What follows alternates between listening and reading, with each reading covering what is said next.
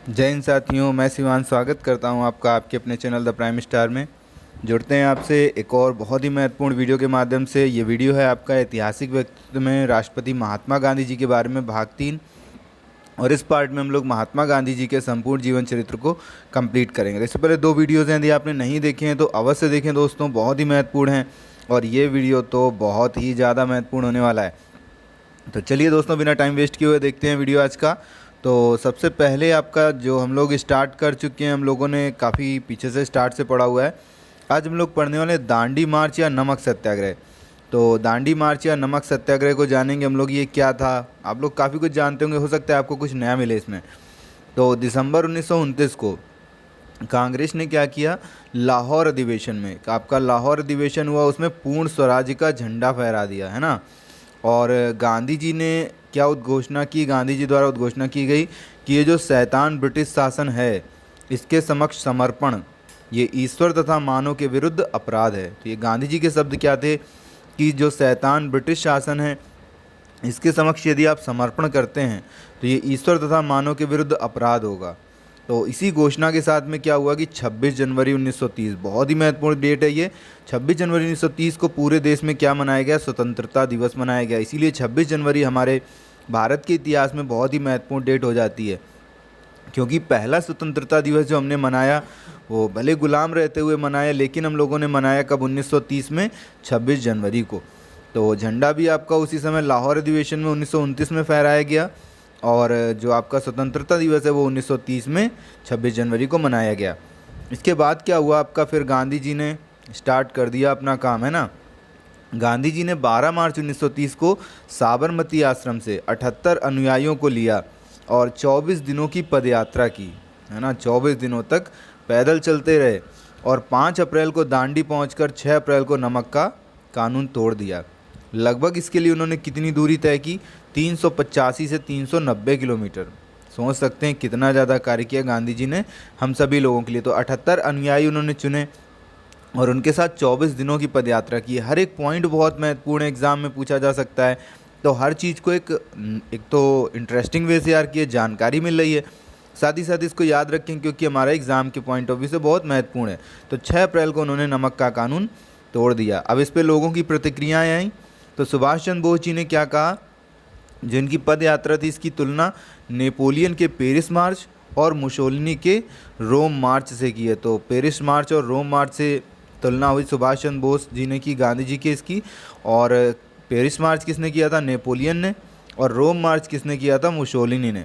तो ये आपकी इससे तुलना हुई गांधी जी के नमक सत्याग्रह तोड़ने की, दांडी मार्च की। फिर क्या हुआ आपका, धरसना में नमक सत्याग्रह का नेतृत्व किसने किया, सरोजनी नायडू, इमाम साहब और मणिलाल जी ने। तो मणिलाल जी कौन थे, गांधी जी के पुत्र थे। और इमाम साहब और सरोजनी नायडू जी को तो आप बहुत अच्छे से जानते हैं ना। तो धरसना में इन्होंने सत्याग्रह का नेतृत्व किया है, क्वेश्चन आपसे पूछा जा सकता है। और उत्तर पूर्व जो भारत है हमारा, वहाँ पर इस आंदोलन का नेतृत्व एक 13 वर्षीय नागा महिला ने किया। तो एक 13 वर्ष की नागा महिला थी, उसे क्या है आपका जवाहरलाल नेहरू जी ने रानी की उपाधि दी। और नागालैंड की ये क्या कही जाती है, जॉन ऑफ आर्क भी ने कहा गया। तो जॉन ऑफ आर्क कहा गया नागालैंड की जो नागा महिला थी। तो ये आपके कुछ जगहों पर जो नेतृत्व हुए इंपॉर्टेंट हैं, आपसे क्वेश्चन पूछा जा सकता है। तो ये दांडी मार्च से संबंधित आपके बहुत ही महत्वपूर्ण पॉइंट्स थे। अब बढ़ते हैं आगे, नेक्स्ट सविनय अवज्ञा आंदोलन। तो दांडी मार्च के साथ ही क्या शुरू हुआ आपका, सविनय अवज्ञा आंदोलन। कब शुरू हुआ, जिस दिन आपका नमक कानून तोड़ा गया, 6 अप्रैल 1930 को। तो जो ब्रिटिश साम्राज्यवाद है उसके विरुद्ध भारतीय राष्ट्रीय कांग्रेस एवं मुख्य रूप से गांधी जी के नेतृत्व में चलाया गया। तो राष्ट्रीय कांग्रेस ने चलाए प्रमुख रूप से नेतृत्व किसका था, गांधी जी का था। इसका कारण क्या था, कोई ना कोई कारण तो रहा होगा, ऐसे ही तो नहीं सविनय अवज्ञा आंदोलन चला दिया है ना। तो इसका जो कारण था उसमें यंग इंडिया जो एक समाचार पत्र था जो गांधी जी द्वारा संपादित था, उसमें एक लेख द्वारा ब्रिटिश सरकार से 11 सूची अंतिम मांग पत्र की मांग की गई, जिसमें पूर्ण स्वतंत्रता तो शामिल नहीं थी लेकिन अन्य काफ़ी सारी चीज़ें थी। हम लोग जानेंगे अभी क्या 11 सूत्री मांग थी। इसमें क्या हुआ, गांधी जी द्वारा 41 दिनों तक 41 डेज तक इन्होंने सरकार की प्रतिक्रिया का इंतजार किया और सरकार ने मांगी नहीं मानी। तब गांधी जी ने क्या कर दिया, 6 अप्रैल 1930 को दांडी मार्च से ये आपका शुरू कर दिया सविनय अवज्ञा आंदोलन। तो इसकी आपकी ट्रिक्स भी हैं, बहुत मज़ेदार ट्रिक्स हैं इतिहास की, सारी डेट्स आपको याद हो जाएंगी। यदि आपने नहीं देखी हो तो पीछे वीडियो में जा करके देख सकते हैं। तो ये आपकी जो 11 सूत्री मांग थी वो क्या थी, चलिए देखते हैं। तो भूमि कर में क्या होना है, 50% की कमी कीजिए, 50% की कमी की जाए भूमि कर में। नमक कर तथा सरकार द्वारा नमक पर एकाधिकार की समाप्ति कर दी जाए, नमक पे जो टैक्स लग रहा है वो ख़त्म कीजिए और सरकार का जो एकाधिकार है, जो स्वामित्व है, वो समाप्त कर दिया जाए। तटीय संचार पर भारतीयों के लिए आरक्षण हो, जो तटीय संचार है उस पर भारतीयों के लिए आरक्षण दिया जाए। और रुपया स्टर्लिंग विनिमय अनुपात को कम किया जाए, जो रुपया और स्टर्लिंग का विनिमय अनुपात है, जो बदलाव में जो अनुपात है उसको कम किया जाए, काफ़ी ज़्यादा बड़े रेट पे वो बदल रहे होंगे। देशी कपड़ा उद्योगों को संरक्षण दिया जाए, सही बात है भाई, जो देशी कपड़ा उद्योग है उसको संरक्षण दिया जाए। सैनिक खर्च में 50% की कमी, तो सैनिक खर्चों में 50% की कमी की जाए और भूमि कर में भी 50% की कमी की जाए। और सिविल प्रशासन पर 50% में छूट दी जाए, तो सिविल प्रशासन पे जो खर्च होता है उसमें 50% छूट दी जाए। मादक द्रव्यों पर पूरी तरह रोक लगा दी जाए। सभी राजनीतिक कैदियों की रिहाई की जाए। सीआईडी में परिवर्तन किया जाए और आर्म्स एक्ट में परिवर्तन किया जाए। तो सीआईडी में परिवर्तन, आर्म एक्ट में परिवर्तन।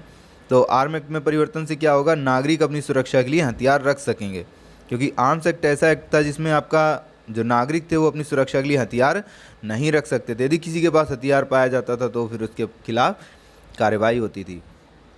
अब इन मांगों को देख लेते हैं। जो पहली दो मांगे हैं वो किसकी हैं, किसानों की मांगे हैं भाई, नमक कर हटाना है और भूमि कर। और जो 3 से 5 तक हैं वो बुर्जुआ प्रकृति की मांगे थी।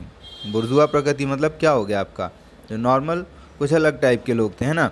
और अंतिम जो 6 मांगे वो भारत की आम जनता द्वारा की गई थी। जो अंतिम 6 मांगे हैं वो सब भारत की आम जनता द्वारा की गई। तो इस तरह से 11 सूत्री मांगे आपकी प्रकाशित हुई किसमें, यंग इंडिया में। तो फिर उसी के बाद में क्या आपका शुरू हो गया, सविनय अवज्ञा आंदोलन शुरू हो गया। सविनय अवज्ञा आंदोलन के उद्देश्य क्या थे, तो इसमें क्या है, कुछ विशिष्ट प्रकार के गैर कानूनी कार्य सामूहिक रूप से करके ब्रिटिश सरकार को झुका देना। तो कुछ गैर कानूनी कार्य सामूहिक रूप से किए जाएं और उसे ब्रिटिश सरकार को झुका दिया जाए। लेकिन इसका प्रभाव क्या पड़ा, ब्रिटिश सरकार ने आंदोलन को दबाने के लिए सख्त कदम उठाए और गांधी जी समेत अनेक नेताओं को जेल में डाल दिया। भैया ब्रिटिश सरकार क्या कर सकती थी, सबको जेल में डाल दिया भाई। अब क्या हुआ इसके बाद में आगे फिर गांधी इरविन समझौता हुआ। तो गांधी इरविन समझौता क्या था भाई, कब हुआ, तो ब्रिटिश राजनीतिक कांग्रेस जो थी, वो ब्रिटिश राजनीतिज्ञ जो थे वो कांग्रेस और गांधी जी का साथ चाहते थे, क्योंकि इन्हीं दो लोगों के दम पर वो भारत में अपना शासन बनाए रख सकते थे। तो लगातार प्रयास किए गए उनके द्वारा और सरकार तथा कांग्रेस की भी समझौता हुआ। इसके परिणाम स्वरूप गांधी जी और गवर्नर जनरल जो कौन था, लॉर्ड इरविन थे उस समय, मार्च 1931 में एक समझौता पत्र पर हस्ताक्षर किए। उसी को क्या कहा जाता है, गांधी इरविन समझौता कहा जाता है। तो ये कैसा हस्ताक्षर समझौता पत्र था, इसको जानते हैं हम लोग।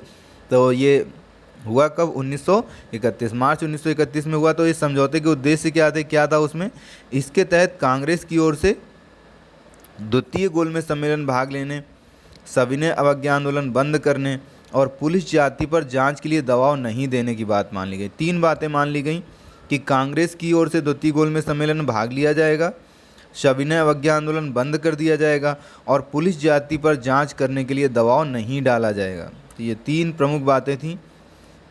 और सरकार की तरफ से क्या था, सभी अध्यादेशों की वापसी हो जाएगी, जितने भी अध्यादेश हैं, अभियोगों की समाप्ति हो जाएगी, हिंसा के दोषी राजनीतिक कैदियों को छोड़कर, जिन्होंने हिंसा की है उन दोषी राजनीतिक कैदियों को छोड़कर अन्य सभी कैदियों की रिहाई कर दी जाएगी। ये सब बातें मान ली गई। तो ये आपके उद्देश्य थे गांधी इरविन समझौते के। ये महत्वपूर्ण पॉइंट्स हैं आपके, याद रखिएगा दोस्तों, क्या उद्देश्य थे, क्या उद्देश्य नहीं थे। इसके बाद आता है गांधी जी ने जिस गोलमेज सम्मेलन में भाग लिया, वो गोलमेज सम्मेलन कौन सा था, द्वितीय गोलमेज सम्मेलन। तो दूसरे गोलमेज सम्मेलन में गांधी जी ने भाग लिया।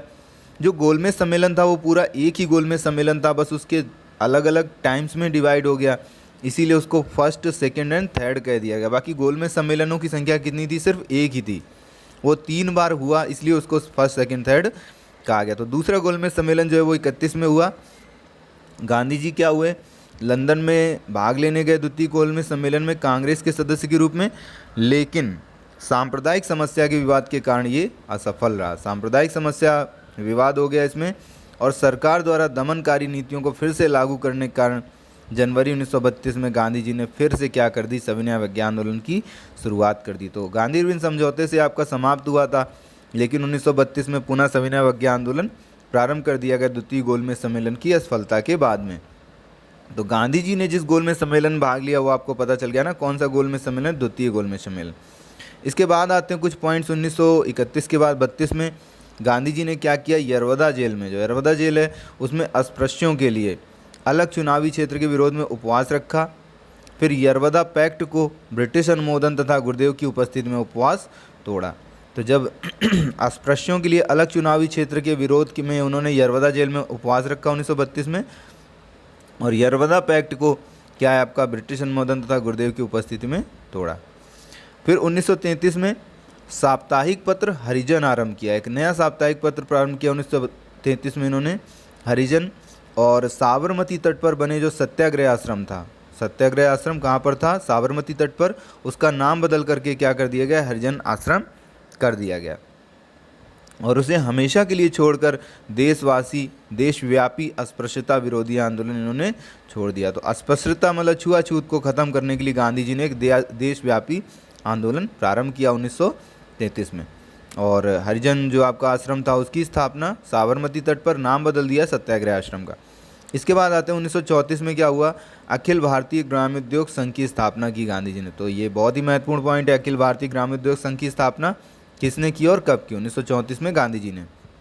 इसके बाद एक और महत्वपूर्ण पॉइंट, वर्धा के निकट के गांव का चयन जो बाद में सेवा आश्रम बना। तो वर्धा के निकट के गांव का चयन किया गया जो बाद में क्या बन गया, सेवा आश्रम बन गया।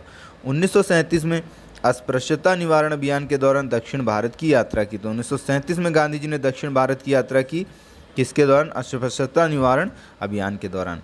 1938 में गांधी जी ने बादशाह खान के साथ में NWFP का दौरा किया। तो NWFP का दौरा किसके साथ किया, बादशाह खान के साथ, कब किया, 1938 में। 1940 में व्यक्तिगत सत्याग्रह की घोषणा की, और पहला जो व्यक्तिगत सत्याग्रही किसे चुना, ये बहुत ही महत्वपूर्ण पॉइंट है, विनोबा भावे को। तो व्यक्तिगत सत्याग्रह की स्थापना 1940 में घोषणा की, और पहला सत्याग्रही जो चुना वो किसे चुना, विनोबा भावे को। 1942 में इन्होंने क्या किया, हरिजन पत्रिका का 15 महीने बाद पुनः प्रकाशन किया। तो हरिजन पत्रिका जो 15 महीने से बंद थी 1942 में पुनः प्रकाशन हुआ, और क्रिप्स मिशन की असफलता हो गई है ना। और इसके बाद शुरू हुआ एक बहुत ही महत्वपूर्ण आंदोलन, है ना, कौन सा, भारत छोड़ो आंदोलन, क्विट इंडिया मूवमेंट। तो क्विट इंडिया मूवमेंट स्टार्ट हुआ आपका। तो भारत छोड़ने के लिए किससे कहा गया भैया, देशवासियों से या अंग्रेज़ों से, तो ये पता होना चाहिए ना। तो इसका आरंभ जो हुआ 9 अगस्त 1942 से हुआ है। 9 डेट बहुत ही खतरनाक है ना, 6 अगस्त और 9 अगस्त पता ही होगा आपको, पता है तो कमेंट कीजिएगा फटाक से। तो आरंभ इसका 9 अगस्त 1942 से हुआ। विवरण क्या है इसका, कि भारत को जल्दी आज़ादी दिलाने के लिए तो गांधी जी ने क्या किया, अंग्रेजी शासन के विरुद्ध एक बड़ा फैसला था, है ना। जो भारत छोड़ो आंदोलन है ये भारत को जल्दी आज़ादी दिलाने के लिए महात्मा गांधी द्वारा एक बहुत बड़ा फैसला था। इसका मूल मंत्र, एक नारा दिया गया, क्या, करो या मरो। तो करो या मरो, डू और डाई का नारा दिया गया गांधी जी के द्वारा। इसके परिणाम क्या हुए, ये आंदोलन भारत को स्वतंत्र भले न करवा पाया, लेकिन इसका दूरगामी सुखदायी रहा। जो दूरगामी परिणाम था वो बहुत सुखदायी रहा। और इसके लिए क्या कहा गया है, कथन कहा गया है कि भारत की स्वाधीनता के लिए किया जाने वाला अंतिम महाप्रयास था। तो अंतिम महाप्रयास किस आंदोलन को कहा गया है, भारत छोड़ो आंदोलन को, क्योंकि उसके बाद फिर कोई आंदोलन प्रमुख हुए ही नहीं। तो भारत की स्वाधीनता के लिए किया जाने वाला अंतिम महाप्रयास जो है आपका वो भारत छोड़ो आंदोलन था।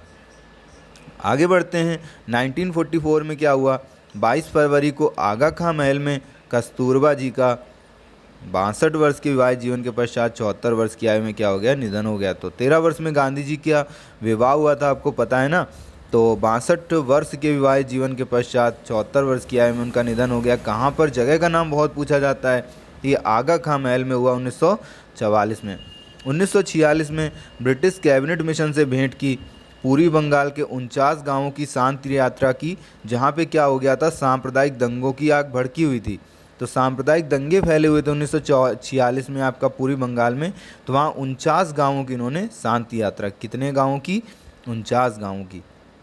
और ब्रिटिश कैबिनेट मिशन से इन्होंने भेंट भी की 1946 में। 47 में आपका क्या हुआ, सांप्रदायिक शांति के लिए बिहार की यात्रा की, है ना। पहले बंगाल की यात्रा की थी, अब बिहार की यात्रा की, और नई दिल्ली में इन्होंने भेंट की लॉर्ड माउंटबेटन तथा जिन्ना जी से। तो जिन्ना जी से भेंट की और लॉर्ड माउंटबेटन से में भेंट की कब, नई दिल्ली में 1947 में। फिर देश विभाजन का इन्होंने विरोध किया कि देश का बंटवारा ना किया जाए, और देश के स्वाधीनता दिवस 15 अगस्त 1947 को कलकत्ता में दंगे शांत कराने के लिए उपवास तथा प्रार्थना रखी। तो बंगाल में जो दंगे फैले हुए थे उसके लिए इन्होंने उपवास तथा प्रार्थना की 15 अगस्त 1947 को। गांधी जी दो लोगों से बहुत परेशान रहते थे। तो वैसे क्वेश्चन हो सकता है ना पूछा जाए, लेकिन कभी अगर पूछ लिया गया तो फिर दिक्कत हो जाएगी ना, किससे परेशान रहते थे गांधी जी। तो वो दो लोग थे आपके, एक थे मोहम्मद अली जिन्ना जी और दूसरे जो थे उनके अपने बेटे हरीलाल। तो गांधी जी इन दो लोगों से थोड़ा सा परेशान रहते थे, हमेशा परेशान, बहुत ज़्यादा परेशान, थोड़ा नहीं बहुत ज़्यादा परेशान रहते थे, मोहम्मद अली जिन्ना और अपने बेटे हरीलाल से। फिर मोहम्मद अली जिन्ना जो थे उन्हें असहयोग आंदोलन में सबसे पहले गिरफ्तार किया गया। जो असहयोग आंदोलन था आपका, उसमें सबसे पहले किसे गिरफ्तार किया गया था, मोहम्मद अली जिन्ना जी को। अब जो गांधी इरविन समझौता था वो किसने करवाया था, तेज बहादुर सप्रू जी ने और एम.आर. जफर जी ने। तो तेज बहादुर सप्रू और एम.आर. जफर जी को याद रखिएगा, इन्होंने गांधी इरविन समझौता करवाया था। भारत छोड़ो आंदोलन के समय गांधी जी सहित अन्य नेताओं को गिरफ्तार करने की योजना को ब्रिटिश सरकार ने एक नाम दिया था, उसको ऑपरेशन 0 आवर्स का नाम दिया गया था। भारत छोड़ो आंदोलन के समय जो आपका गांधी और अन्य नेताओं को गिरफ्तार करना था, तो उसका नाम क्या था, ऑपरेशन 0 आवर्स। फिर गांधी जी की जो आत्मकथा है, जानते हैं ना आप, माई एक्सपेरिमेंट विद ट्रुथ। तो माई एक्सपीरियंस या एक्सपेरिमेंट विद ट्रुथ, तो ये आपकी किस भाषा में लिखी गई है, गुजराती भाषा में लिखी गई। याद रखिएगा, ये आपकी गुजराती भाषा में लिखी गई है। बहुत ही महत्वपूर्ण क्वेश्चन हो सकता है कभी आपसे क्वेश्चन पूछ लिया जाए। अब बात करते हैं गोलमेज सम्मेलन के बारे में, थोड़ा सा पॉइंट्स। तो गोलमेज सम्मेलन जो आपके हुए उसके बारे में फुल डिटेल तो नहीं जानी, क्योंकि गांधी जी के बारे में पढ़ रहे हैं हम लोग। तो गोलमेज सम्मेलन जो है आपका, ये साइमन कमीशन कब आया था, ट्रिक पता है ना आपको, 27/28 में आया। तो साइमन कमीशन की रिपोर्ट पर विचार विमर्श के लिए क्या हुआ, 12 नवंबर 1930 को लंदन में प्रथम गोलमेज सम्मेलन हुआ। जो पहला गोलमेज सम्मेलन है वो 1930 में लंदन में हुआ। इसमें कितने लोगों ने भाग लिया, 89 सदस्यों ने, लेकिन कांग्रेस ने भाग नहीं लिया। तो 89 सदस्यों ने भाग लिया था जो पहला गोलमेज सम्मेलन था 1930 को लंदन में जो हुआ था। दूसरा गोलमेज सम्मेलन जो था वो 84 दिन तक, और तीसरा गोलमेज सम्मेलन वो 37 दिन तक चला। तो थोड़ा सा संख्या याद रखिएगा, 84 दिन और 37 दिन, प्रथम, द्वितीय और तृतीय गोलमेज सम्मेलन। भीमराव अम्बेडकर जी एकमात्र ऐसे व्यक्ति हैं जिन्होंने तीनों गोलमेज सम्मेलनों में भाग लिया था। तो भीमराव अम्बेडकर जी तीनों गोलमेज सम्मेलन में गए थे। ये क्वेश्चन बहुत बार पूछा गया है। और द्वितीय गोलमेज सम्मेलन में क्या हुआ, जब गांधी जी ने भाग लिया, केवल एकमात्र गोलमेज सम्मेलन में भाग लिया, तो फिर इनके साथ बड़ी गलत चीज़ें हुई, वहाँ पर कुछ गलत कथन बोले गए इनके लिए। तो ये क्या थे, गांधी जी ऐसे ही आपका धोती जो पहनते थे उसमें चले गए, और वहाँ पहुँचते ही जो एक चर्चिल थे, विंस्टन चर्चिल जी थे, इन्होंने गांधी जी को क्या कहा, अर्धनग्न फकीर का। तो अर्धनंगा या अर्धनग्न फकीर का। तथा कुछ समय बाद जब दलितों को संविधान में दिए जाने वाले कोटे का विरोध किया गांधी जी ने, तब फ्रंक ने गांधी जी को देशद्रोही कहा। तो गांधी जी को देशद्रोही कहा गया और अर्धनग्न फकीर कहा गया। किसके किसके द्वारा और क्यों कहा गया पता चल गया ना आपको। तो ये बड़े गलत कथन बोले गए गांधी जी के लिए द्वितीय गोलमेज सम्मेलन में, और एकमात्र गोलमेज सम्मेलन जिसमें भाग लिया गांधी जी ने वो दूसरा ही था। फिर गांधी जी पहले राष्ट्रीय कांग्रेसी थे जिन्होंने द्वितीय गोलमेज सम्मेलन 1931 में भाग लिया। तो कांग्रेसी प्रथम पहले राष्ट्रीय कांग्रेसी थे जो गोलमेज सम्मेलन में भाग लिया इन्होंने 1931 में, द्वितीय गोलमेज सम्मेलन गांधी जी ने। और गांधी जी ने कांग्रेस पार्टी अपनाई कब थी, 1921 में। तो 21 में अपनाई थी और 31 में ये आपके गोलमेज सम्मेलन में इन्होंने भाग लिया प्रथम राष्ट्रीय कांग्रेसी के रूप में। फिर 1948 में, समय निकट आ रहा है आपको जानते हैं ना, जीवन का अंतिम उपवास 13 जनवरी से 5 दिनों तक इन्होंने किया। तो जीवन का जो अंतिम उपवास है गांधी जी का वो 13 जनवरी में 5 दिनों तक कहाँ पर किया, दिल्ली के बिरला हाउस में, देश में फैली सांप्रदायिक हिंसा के विरोध में। उस समय देश में सांप्रदायिक हिंसाएं फैली हुई थी, उसके विरोध में उन्होंने 5 दिनों का उपवास रखा। 20 जनवरी 1948 को क्या हुआ, बिरला हाउस में प्रार्थना में विस्फोट हुआ। जो कहा जाता है कहीं ना कहीं कुछ उन्हीं लोगों के द्वारा जिनके द्वारा बाद में हत्या की गई, विस्फोट करवाया गया 20 जनवरी 1948 को बिरला हाउस में। फिर 30 जनवरी 1948 को क्या हुआ, नाथूराम गोडसे द्वारा शाम की प्रार्थना के लिए जाते समय बिरला हाउस दिल्ली में गांधी जी की गोली मारकर हत्या कर दी गई। तो बहुत ही एक महान व्यक्तित्व का बहुत ही एक खराब अंत हुआ। तो 30 जनवरी 1930 को नाथूराम गोडसे जी द्वारा इनकी क्या कर दी गई, हत्या कर दी गई गोली मार करके।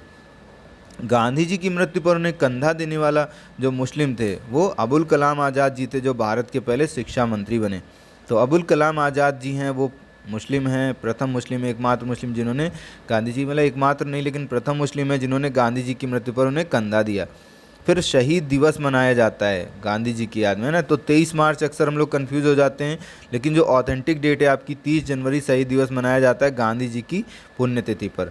और गांधी जी की समाधि तो आपको पता ही है, समाधि स्थल तो हम लोगों ने ट्रिकों से पढ़ रखे थे सारे के सारे, है ना। यदि आपने नहीं पढ़ा तो पीछे वीडियो में जा करके आप पढ़ सकते हैं उनको, समाधि स्थल ट्रिकों के माध्यम से सीधे सीधे याद हो जाएंगे। तो गांधी जी की जो समाधि है वो यमुना नदी के किनारे नई दिल्ली में राजघाट नामक स्थान पर है। और इसका जो चबूतरा है वो किस संगमरमर, काले संगमरमर का बना हुआ है। तो काले संगमरमर से इसका चबूतरा बना हुआ है और ये समाधि यमुना नदी के किनारे नई दिल्ली में राजघाट नामक स्थान पर है। गांधी जी का जो जन्मदिन है आप जानते हैं 2 अक्टूबर को होता है और गांधी जयंती के रूप में हम मनाते हैं, लेकिन पूरा संसार इसे किस रूप में मनाता है, अंतर्राष्ट्रीय अहिंसा के दिवस में। तो हम लोग तो इसे गांधी जयंती, लेकिन पूरा संसार इसे अंतर्राष्ट्रीय अहिंसा दिवस के रूप में मनाता है। गांधी जी को क्या कहते हैं हम लोग, महात्मा और बापू के नाम से जानते हैं। जो महात्मा शब्द है वो संस्कृत भाषा का शब्द है और जो बापू शब्द है वो गुजराती भाषा का शब्द है। तो ये याद रखिएगा, हो सकता है कभी आपसे क्वेश्चन पूछ लिया जाए। गांधी जी को महात्मा की उपाधि, तो उपाधियों की भी ट्रिक हम लोग पढ़ चुके हैं ना। तो महात्मा की उपाधि किसने दी थी, रविन्द्रनाथ टैगोर जी ने दी थी। और जो राष्ट्रपिता कहे जाते हैं, राष्ट्रपिता की उपाधि ने सुभाष चंद्र बोस जी ने की थी। और ये पंसारी जाति के थे। और गांधी जी जब इंग्लैंड गए तो उस जहाज़ का नाम MS राजपुताना था, जिससे वो इंग्लैंड गए थे। तो ये क्वेश्चन कभी कभी पूछ लिया जाता है, आगे पूछा जा सकता है, तो इसको याद रखिएगा, MS राजपुताना से वो इंग्लैंड गए थे। तो इस तरह से आपका ये गांधी जी के बारे में पॉइंट्स कंप्लीट होते हैं। जो प्रीवियस ईयर क्वेश्चन है उसके लिए आगे आपका एक वीडियो आएगा और क्वेश्चन महत्वपूर्ण प्रश्न भी आपके उसमें पूछे जाएंगे, तो आपका रिवीजन हो जाएगा। अच्छे से पढ़ लीजिएगा दोस्तों, बिल्कुल आपके लिए नियमित वीडियोज़ आते रहेंगे। और पूरा वीडियो देखने के लिए बहुत बहुत धन्यवाद दोस्तों। कमेंट करके बताइएगा वीडियो कैसा लगा आपको, और अच्छा लगे तो लाइक कीजिएगा। जय हिंद साथियों।